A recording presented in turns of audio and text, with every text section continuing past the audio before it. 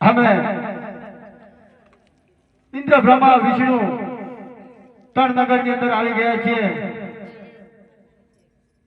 નગર ની અંદર આવ્યા છીએ ત્યાર સુધી આખું ઇન્દ્રહાણ જેવી રીતે વૃક્ષના પાન ધ્રુજે તેમ આખી ઇન્દ્રહાણ ધ્રુજવા લાગી છે.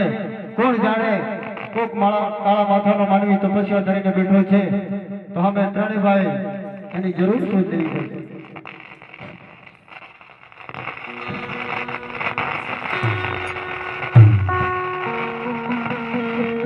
Hello.